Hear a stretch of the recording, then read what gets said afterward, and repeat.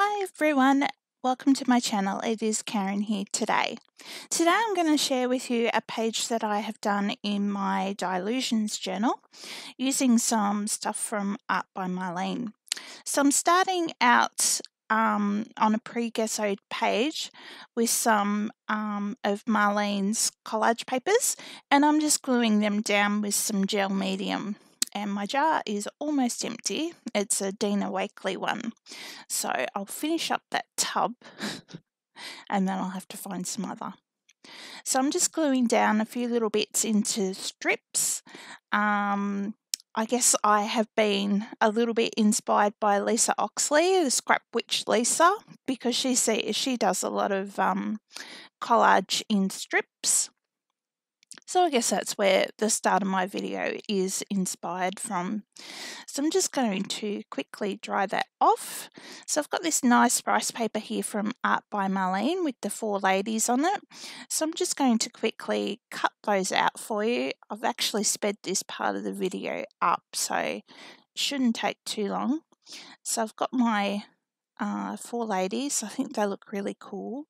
And I'm just deciding on what else I would like to use. I've pulled out a few different of Marlene's rice papers, but I've decided to go with the butterflies, so I'm going to give them some butterfly wings. So I've just picked out the 4 largest ones off that sheet and I'm going to quickly cut them out. So I'm not interested in their antennas or anything like that, I just want their actual wings. So I'm just quickly chopping them, and I think they'll look super cute behind the girls. What do you think? Do you think that's a good idea? I do. I think they look really cute. So I'm just going to move them out of the way so I can add some colour onto my page. So I've got my Art by Marlene watercolour palettes. I think I'll use those.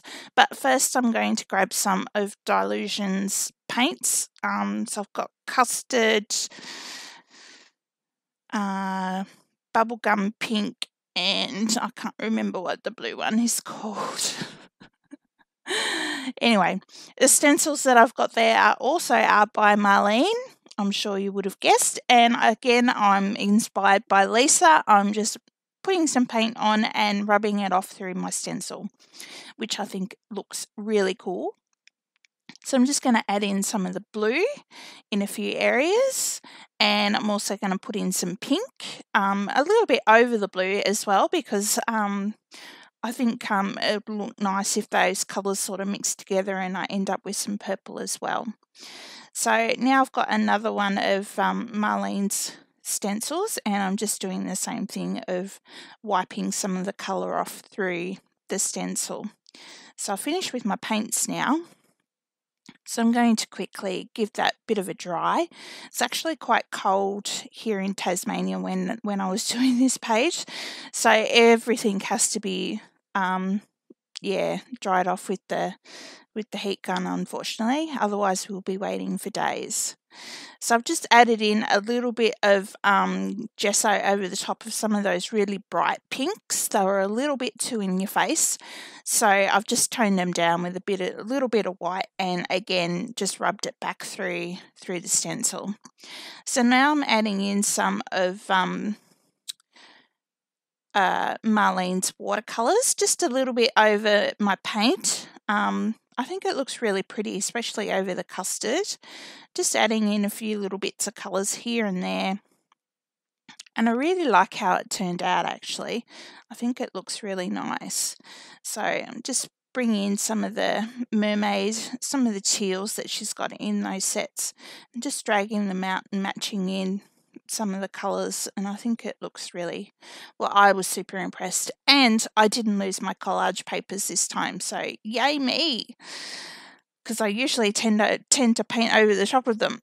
So now what I've got here is a Prima Shimmering Lights watercolour palette, which I really haven't used very often because I can't seem to get much colour out of it. So I did hear somewhere along the line, like if you gave it a bit of a scratch over the top to help loosen up some of the pigments and then wet it, you got more of a chance of getting a little bit more colour, which it did actually work. But because my background is so bright, and these metallics are quite pale, yeah, it didn't really give me as much gold as what I wanted. So I decided to get out my Schmincke gouache powder, and I'm just sprinkling that over the top instead. And it's so nice, that gouache. It's so good. So I've just got that on there, and I've just wetted it down a little bit, and I've dried it, which I've chopped that bit out because it took forever. And I've also sprayed over some fixative over the top because I had some watercolours in there, and I didn't particularly want the watercolours to move when I glued down my ladies. So I'm just figuring out again which wings go with which one, and I'm just going to cut them in half so I can separate the wings a little bit so that you can actually see them a little bit more from behind the ladies. So I've got some golden regular gel now because my other tub's empty. So I'm just using that instead, and that one was a little bit high, so I'm just lifting it up and popping it back down very carefully so I didn't rip it. So Marlene's rice papers are a little bit thicker than some of the others that I've used, which is good. They work awesome. The colours are so vibrant and beautiful, and I really did enjoy working with them. So I will definitely be breaking into my stash of these a little bit more, I think. So just continuing to glue down those wings and my ladies, making sure that I go over the top as well, just to seal them all in with the gel medium. Just helps protect them. So I'm just going to give them a quick little blast. Thankfully that didn't take too long. Ah dear, the joys of winter. Anyway, so now I've got one of Marlene's stamps, and I haven't put it on a block. I'm just stamping it freehand, just with without the block, just to give a little bit of detail around some of the edges. I didn't want it to be full solid, but this one here I've actually popped on a block, and I've scattering them around the bottom because it's nice leaves, and I thought, oh, well, that would look nice around their feet, to be standing in, some leaves. So because it's a archival ink, I'm just giving that a little bit of a dry as well, because it, for one thing, it's so cold here, and the other is that it just helps it set so it won't actually move.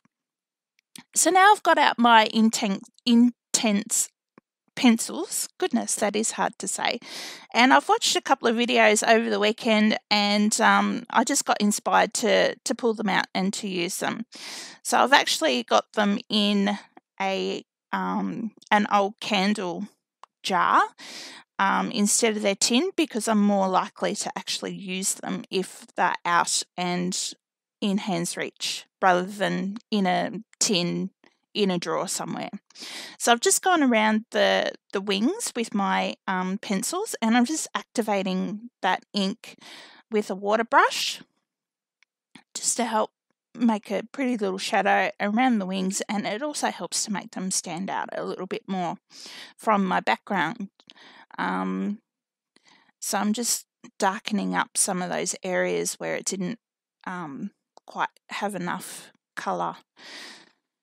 So now I've got my Stabilo all pencil, and I'm just going to go around the ladies' bodies and give them a little bit of an outline as well, just to help them pop out from the background. And it makes such a huge difference. Such a huge difference, that little bit of Stabilo. So as I'm drying it off, I'm realising, oh, hang on, I forgot to do their heads.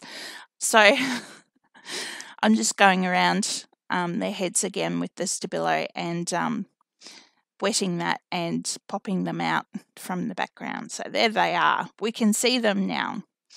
And just that little bit of black around the edge made a huge difference. So I'm just drying that off as well. So before I get out some Poscas. So I've got my white Posca pen here. I'm just putting in the whites of their eyes because that really makes them pop out. And I'm going to give them some little glittery lips. And then I decided that I'd go around the wings and make some scribbly outlines on their wings. But my pen, bless it, is completely empty. So I only got so far and then it died, and then I realised that it was actually empty. So I've had to go digging and find another one. But luckily I've got a few of them left over from class, so I just grabbed another one. So, and there, that bit of white over those Inktense pencils made a really big difference to those wings and helped stand out my girls from the background a little bit more. Because it is quite bright and colourful, yeah, they are a little bit lost, but putting those black edges around, I think, and the white around their wings has really made a huge difference. So I've just put a few little white crosses around, and now I'm putting in some gold dots. That's just a little needle tip bottle with some golden acrylic paint in it, and also a golden airbrush medium. So it makes it really quite watery. And I'll put it in my little pen dish so that I can actually write with it or do little dots or little crosses or whatever. So now I've found some Art by Marlene stickers. I've been looking for these. I finally found them, and I'm just sticking on my little quote there because I think that's all that it needed. It really didn't need anything much else. So here's some of my final close-ups. You can see some of the details a little bit better. I hope you have enjoyed my video. I hope I have inspired you to get out some Art by Marlene rice papers and stencils and things and have a bit of fun. And thank you so much for watching, and please give me a thumbs up and like and subscribe. Bye.